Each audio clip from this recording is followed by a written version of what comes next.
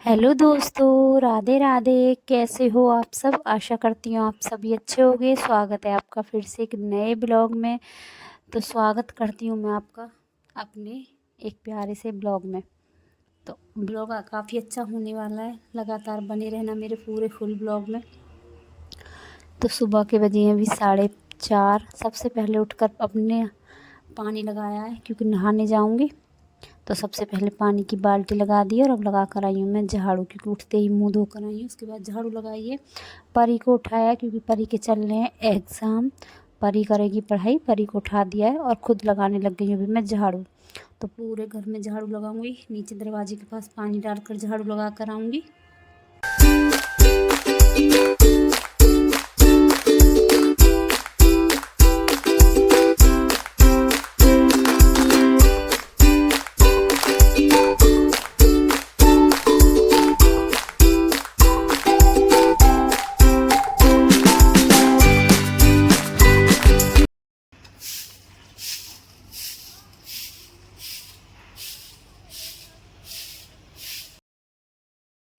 और नीचे की भी झाड़ू लगा दिया। आज सिर्फ दरवाजे पर झाड़ू लगाई है, ग्राउंड में झाड़ू नहीं लगाई है। ग्राउंड की झाड़ू बाद में देखूंगी। फ़िलहाल तो मैंने अभी दरवाजे की आगे की पूरी झाड़ू लगा दी है, नाली को साफ़ कर दिया है। और अपने लिए रख कर गई थी पानी, और मेरा पानी हो गया है गर्म। तो झाड़ू लगाने के बाद आकर फटाफट पोछा भी लगा दिया है पूरे घर में, और नहा कर आ गई हूँ। और अब करते हैं खाने की तैयारी। तो इतनी जल्दी आज क्या बनाऊँगी आपको ब्लॉग में देखने को मिलेगा, और आज है क्या वो भी आपको ब्लॉग में देखने को मिलेगा। तो यहाँ मैंने आटा छान लिया है, साथ में मैंने रात में ही थोड़ा सा गुड़ फुला दिया था, देख सकते हो आप। और इस गुड़ में थोड़े तिल थे। तिल का गुड़ जो होता है, तिल का जो गुड़ आता है सर्दियों में, वो गुड़ था। तो उसको मैंने छान दिया है तिल को, और एक तरफ चढ़ा दी अपनी कढ़ाई, और दूसरी तरफ आटा ले लिया है छान कर। और नहा धोकर आ गई अच्छे से, और तैयारी कर लेते हैं मीठे पुए बनाने की, क्योंकि आज मीठे पुए बनेंगे खाने में भोग में। और सोच रही हूँ कहीं लेट ना हो जाऊँ, सबका काम हो जाएगा, मेरा रह गया तो फिर सभी लेट हो जाएंगे मेरी वजह से। लेकिन सबसे पहले मेरा ही काम निपटा, नहीं निपट पाया किसी और का काम, लेकिन जाते सभी साथ में हैं तो सबके साथ जाना होता है।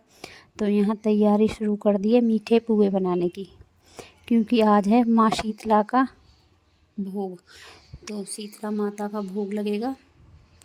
तो कई जगह तो लगता है रात को खाना बना कर रख देते हैं ठंडा करके, वो भोग लगता है, क्योंकि माता शीतला को बिल्कुल ठंडा भोग लगता है। आप भी जानते हो माता शीतला कौन है, क्योंकि एक बार माँ पार्वती ने ही माँ शीतला का रूप लिया था, और पूरे शरीर पर अपने पर लाल लाल दाने बना लिए थे कि देखते हुए मुझे कौन पसंद करता है। तो सबसे मदद मांगी, लेकिन किसी ने भी मदद नहीं की।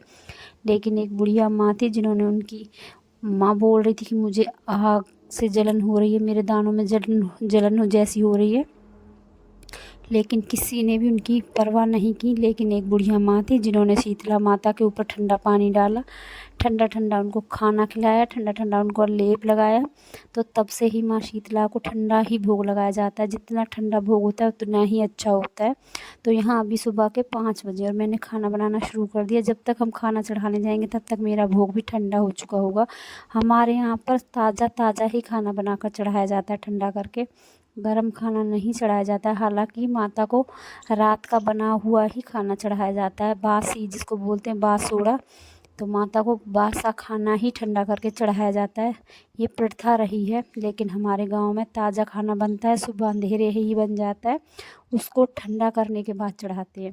तो यहाँ मैंने अपने पुए बना कर रख लिए। उसके बाद मैं इनको थाली में ठंडा कर लूँगी ताकि ये बिल्कुल ठंडे हो जाएं। और यहाँ 5 छल्ले बनाए हैं, 5 बनाई है मैंने छोटी छोटी पूड़ी हैं, 5 बनाई है मैंने छोटी छोटी गुंजिया, ये सब बनते हैं। और 5 बनाए हैं छोटे छोटे दाने जैसे लड्डू, क्योंकि बहुत छोटा छोटा भोग चढ़ता है। और एक तरफ मेरे गैस पर बन रहे हैं चावल, क्योंकि चावल ठंडे होने के बाद ठंडा हो जाता है तो उसकी तासीर भी ठंडी होती है, तो माँ को चावल का भोग भी लगता है। तो यहाँ मेरा खाना बन रहा है। और आपको मैं बता दूँ, आज हमारे पूरे गांव में खाना चढ़ेगा, पूरे गांव के लोग ये खाना चढ़ाएंगे। अगर किसी बच्चे की माता निकल आती है, या किसी को कोई परेशानी होती है माता की तरफ से, तो तब ये पूरा गांव पूजा नहीं करता, लेकिन पूरे गांव में रात को ही खबर फैला दी जाती है कि आज माता का पूजापा होना है, पूजा होनी है माता की। तो रात में ही सबको पता चल गया था। मुझे लगता है मैं ही लेट उठी हूँ, लोग 3-3 बजे 2-2 बजे उठकर ही तैयारियां शुरू कर देते हैं। तो यहाँ मैं भी आज 4:30 बजे उठ गई थी और यहाँ मैंने पूरा खाना बनाकर कर लिया तैयार। आप देख सकते हो थाली में लगाकर ठंडा भी करने के लिए रख दिया है ताकि एकदम ठंडा हो जाए। चावल मैंने अपने टिफ़िन में फैलाकर ठंडे कर दिए। बाकी पूरा खाना मैंने ठंडा करके कर लिया तैयार। यहाँ बना लेते हैं बाकी वाली पूड़ियाँ। और यहाँ जब माता पर जाते हैं तब माता के पास धूप बत्ती और या कोई अगरबत्ती या दिए की बत्ती नहीं जलाते हैं, क्योंकि बोलते हैं माँ को एक तरफ हम ठंडा भोग लगाते हैं, दूसरी तरफ हम माता को धूप दीप करके गर्म कर दें। तो सुना है कि माता के ऊपर धूप दीप किसी भी तरह की कोई बत्ती नहीं लगाते हैं, सिर्फ ठंडा खाना भोग लगाते हैं, ठंडा ही जल माँ को अर्पण करते हैं। पूरा गांव एक साथ एकजुट होकर जा चुका है। कुछ लोग पहले जा चुके हैं, कुछ जा रहे हैं, कुछ अभी जाएंगे।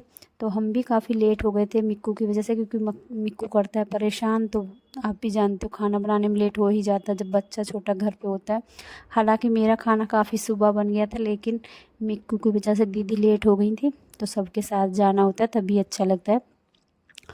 और सुबह से ही भीड़ लगी हुई है, सुबह 5 बजे से यहाँ पर भीड़ लगातार लगी हुई है। देख सकते हो आप कितने लोग आ जा रहे हैं माता की पूजा के लिए। सभी के हाथ में खाने के बर्तन हैं, माता को भोग लग चुका है। और आप देख सकते हो माता रानी पर भीड़ कितनी लगी हुई है। चारों कोने का आदमी आ चुका है, चारों तरफ से लोग आए हुए हैं। और माता का जो खाना होता है, माता को पूजने के बाद हमारे यहाँ पर तो चूल्हे बोलते हैं, आपके यहाँ क्या बोलते हैं वो मुझे नहीं मालूम है।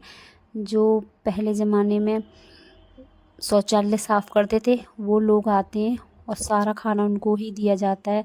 साथ में उनके पास एक मुर्गा होता है, वो भी छुपाया जाता है माँ की कोई। ये तो मैं भी नहीं जानती हूँ क्या प्रथा है ये, लेकिन सारा खाना इनको ही दिया जाता है। माता के पर चढ़ने के बाद जितना भी खाना होता है इनको दिया जाता है, पैसे दिए जाते हैं नेक में। और इस दिन का इंतज़ार पूरा गांव करता है। माँ को प्रसाद चढ़ाना होता है सभी को। तो ये साल में एक ही बार आता है, चैत मास के 7 को या 8 को। लेकिन हमारे यहाँ पर तिथि के हिसाब से प्रसाद नहीं चढ़ता है, सोमवार या मंगलवार इस तरह से। और कई जगह पर चैत की 7 और 8 को माँ को प्रसाद चढ़ेगा। और कई जगह पर चैत का जो सोमवार आता है, चैत मास का जो प्रथम सोमवार आता है उसको प्रसाद चढ़ता है। तो आज है चैत मास का प्रथम सोमवार। पूरा गांव एकजुट होकर माता को प्रसाद चढ़ाने में लगा हुआ, माँ को मनाने में लगा हुआ है, ताकि माँ नाराज़ ना हो, किसी को कोई दुख ना दे। जितना हो सकता है सब ठंडा ठंडा खाना, ठंडा ठंडा जल माँ को अर्पण कर रहे हैं। देख सकते हो आप, किसी ने धूप दीप कुछ नहीं लगाई है, सिर्फ और सिर्फ ठंडा ठंडा खाने के लिए माँ को प्रसाद दिया है, माँ को जल दिया है, ताकि माँ खुश होकर आशीर्वाद दे सबको। और आप देख सकते हो जो खाना लेकर जाएंगे उनका भी यहाँ पर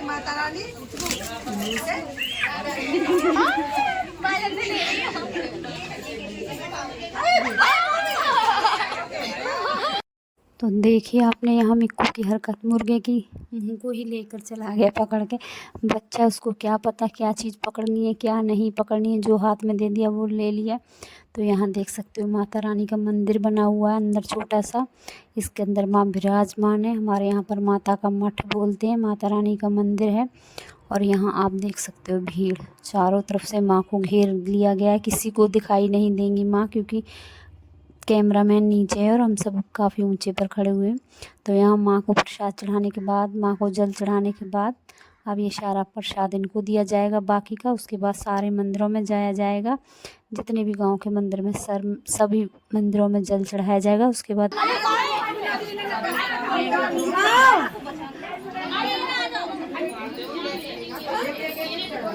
शायद से तो मैं यहाँ से जाने के बाद अग्यारी करूँगी। उस पर सरसों के तेल की ही पूजा होती है आज के दिन, तो सरसों के तेल की ही धूप भी होगी। लौंग के जोड़े दोनों बच्चों के ऊपर से निकाले जाएंगे, उसके बाद कुत्ते को खिलाया जाएगा वो जो भी प्रसाद होगा। तो हमारे यहाँ पर ऐसा ही होता है, अपनी अपनी प्रथा है। लेकिन हाँ, ये प्रथा मैंने हर जगह देखी है, शीतला माता का प्रसाद इन दिनों हर जगह चढ़ाया जाएगा, हर कोने कोने में माँ शीतला का प्रसाद चढ़ाया जाएगा। क्योंकि करने का तरीका थोड़ा सा अलग होगा, बाकी प्रसाद हर जगह चढ़ाया जाएगा। कहीं पर लोग बासा खाना चढ़ाते हैं, रात को ही पूरा घर अच्छे से पोंछ कर साफ़ करके पूरा शुद्ध तरीके से खाना बनाते हैं, ढक कर रखते हैं। उसके बाद सुबह ठंडे ठंडे में माँ को प्रसाद चढ़ाया जाता है। कहते हैं जितनी ठंडक में माँ को नहला दो, जितना ठंडा ठंडा खाना माँ को खिलाओ, उतनी ही माँ प्रसन्न होती हैं। तो यहाँ देख सकते हो सभी अपनी बारी का इंतज़ार कर रहे हैं और हमारी यहाँ पूजा हो चुकी है। अब चलते हैं हम घर। घर में जितने भी रास्ते में मंदिर मिलेंगे सबके दर्शन करेंगे। काफ़ी मंदिर है हमारे गांव में। तो यहाँ हम एक देवी माँ के मंदिर में आ गए। ये एक माँ दुर्गे का मंदिर है। तो यहाँ माँ दुर्गे के मंदिर में माथा टेकेंगे, जल चढ़ाएंगे, उसके बाद चलेंगे हम घर। तो रास्ते में पड़ेगा चामड़ माँ का मंदिर। मैंने बताया आपको हमारे गांव में कई सारे मंदिर हैं।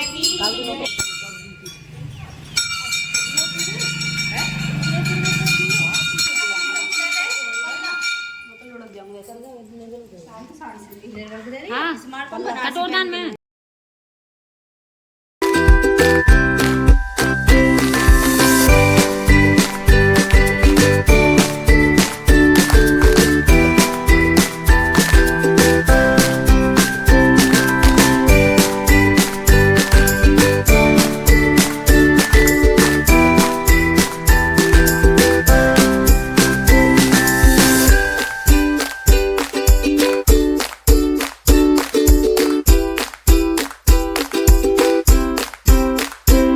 और ये है भगवान की सबसे बड़ी भक्त बोलूँगी मैं तो अपनी नज़रों में, क्योंकि मेरी नज़र में ये बहुत बड़ी शिव भक्त है। मौसम चाहे जो भी हो, समय चाहे जो भी हो, लेकिन मंदिर आना, भगवान को नहलाना, भगवान को धूप दीप करना ये नहीं भूलती है। और मैं इनको कितने ही सालों से जानती हूँ, शायद से 10 या 11 साल आराम से हो चुके हैं। मैं 10-11 साल से यही देखती आ रही हूँ कि भगवान के मंदिर आना नहीं छोड़ती है, चाहे समय कितना भी हो जाए। कभी कभी होता है ना, घर पे इतने सारे काम होते हैं, आदमी नहीं आ पाता है। चाहे इनको 11 बज जाए रात दिन के, या 12, 1, 2 कितना भी समय हो, लेकिन ये भगवान के मंदिर आना नहीं भूलती हैं। इतनी बड़ी भक्त होना इस उम्र में अपने आप में यार सल्यूट है भगवान। तो चलो अब यहाँ कर लेते हैं घर की पूजा। तो अग्यारी कर लिए, बच्चों के ऊपर से लौंग के जोड़ उतार कर माँ के अग्नि पर चढ़ाऊँगी और माँ से प्रार्थना करूँगी मेरे बच्चों पर कभी कोई आँच ना आए, मेरे क्या किसी के बच्चों को माँ कोई दुख ना हो, कोई कष्ट ना हो। तो आज के ब्लॉग अब मैं यही समाप्त करती हूँ। मिलते हैं अगले ब्लॉग में, तब तक के लिए जय माता दी, राधे राधे।